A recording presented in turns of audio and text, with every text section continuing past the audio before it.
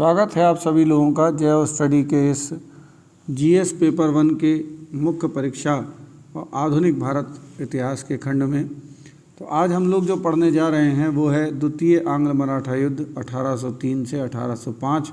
Date भी याद रखना है। तो आज हम लोग द्वितीय आंग्ल मराठा युद्ध पढ़ेंगे। इससे पहले हम टीपू सुल्तान पढ़ चुके हैं। ठीक उसी के बाद की ये घटना है, इसलिए इसको आगे क्रम में बढ़ा रहे हैं हम। तो आइए सबसे पहले देखते हैं कि वे क्या कारण थे जिनके कारण द्वितीय आंग्ल मराठा युद्ध हुआ।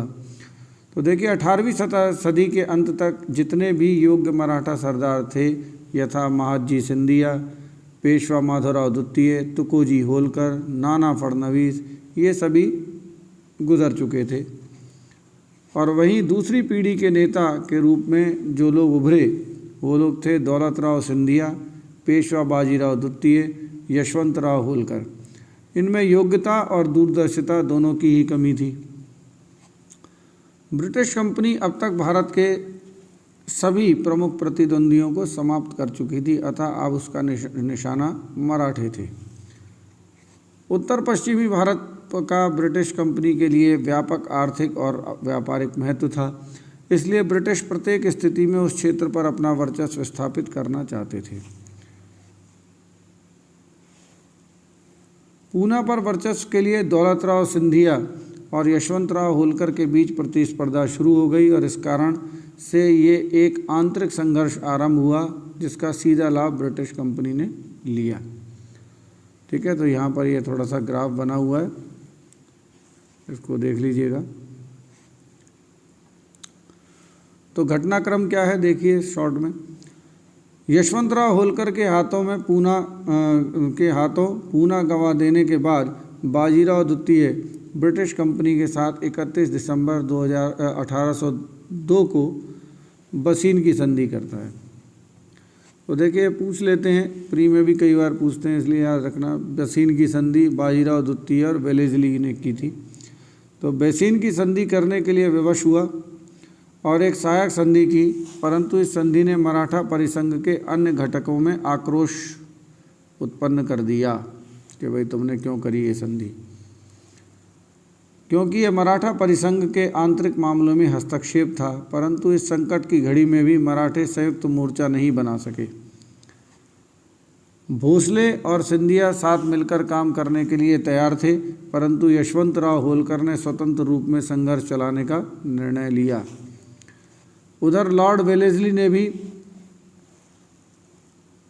सैनिक कमान बनाई अपनी, और उत्तरी कमान लॉर्ड लेक को सुपुर्द की और दक्षिणी कमान आर्थर वेलेस्ली को। आर्थर वेलेस्ली ने सिंधिया और भोसले की सेना को पराजित किया, तो उधर लॉर्ड लेक ने सिंधिया की सेना को लासवरी के युद्ध में पराजित किया और 1803 में दिल्ली और आगरा पर अपना ब्रिटिश वर्चस्व स्थापित कर दिया। इसका प्रतीकात्मक अर्थ यह था कि इस बार फिर मुगल बादशाह ब्रिटिश के नियंत्रण में आ चुका था।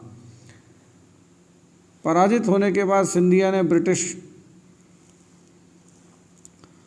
के साथ सुरजी अर्जन गांव की संधि है, पूरा बोलते हैं, सुरजी अर्जन गांव की संधि और भोसले के साथ देवगांव की संधि की। इंपॉर्टेंट है, पूछ लेते हैं प्रीलिम्स में। यह सहायक संधियां थी, किंतु यशवंतराव होलकर को पराजित नहीं किया जा सका। उधर लॉर्ड वेलेस्ली के खर्चीले युद्ध से ऊबकर ब्रिटिश कंपनी ने उसे वापस बुला लिया। उसके पश्चात नए गवर्नर जनरल जॉर्ज बार्लो ने यशवंतराव होलकर के साथ राजपुर घाट की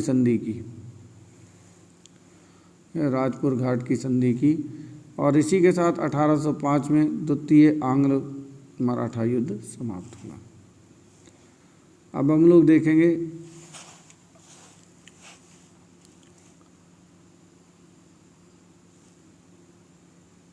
सहायक संधि प्रणाली इसी के साथ। तो वायसराय अर्ल ऑफ मिंटो 1807 से 1813, क्या विशेषताएं थी भाई। संधि करने वाले, ये क्वेश्चन पूछा जा सकता है, इसलिए आप समझ लीजिए। संधि करने वाले देशी राज्य को एक ब्रिटिश सेना रखनी होगी। वस्तुतः संबंधित राज्य पर आक्रमण से अंग्रेजी सुरक्षा करेंगे। मतलब जो भी संधि करेगा राज्य, मान लीजिए ये राज्य संधि करता है तो ब्रिटिश सेना रखेगा और अंग्रेज लोग ही इसको सुरक्षा प्रदान करेंगे।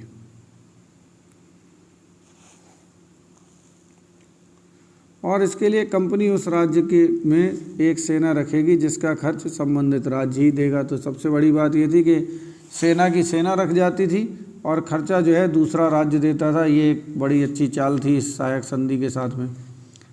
देशी रियासतें राज्य की विदेश नीति अंग्रेज़ों के नियंत्रण में होगी। दूसरी बात देखिए कि कोई भी अगर इंटरनेशनल यानी विदेश नीति बनाएंगे तो अंग्रेज़ों से पूछे बिना उसमें काम नहीं होगा। और संबंधित देशी राज्य के किसी अन्य राज्य से युद्ध या शांति संबंधी समझौता भी नहीं कर सकेगा बिना अंग्रेज़ों के। तीसरी बात, संधि करने वाला राज्य अंग्रेज़ों की अनुमति के बिना किसी अन्य यूरोपीय या अंग्रेज़ों के शत्रु राज्य को व्यक्तिगत अपनी सेवा में नहीं रख सकता। यानी कि भाई कोई फ्रेंच व्यक्ति है तो कोई अगर चाहे कि फ्रेंच व्यक्ति को अपने यहाँ नौकरी पर रख ले तो ऐसा वो नहीं कर पाएगा। संधि करने वाले देशी राज्य में एक ब्रिटिश प्रतिनिधि रखा जाएगा, वो वहाँ परमानेंट जो है रेजिडेंट बनकर रहते थे। कंपनी संबंधित राज्य के आंतरिक मामलों में हस्तक्षेप नहीं करेगी, किसी आंतरिक मामलों में कोई हस्तक्षेप नहीं करती थी। तो इसमें प्रमुख राज्य कौन कौन से थे देखते जाइए।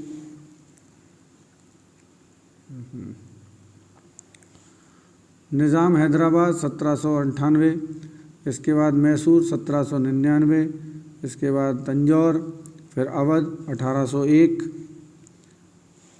पेशवा ने की 1802, भोसले ने देवगांव की संधि 1803, सिंधिया ने 1804 में सुरजी अर्जन गांव की संधि और होलकर ने 1805 में राजपुर घाट की संधि की।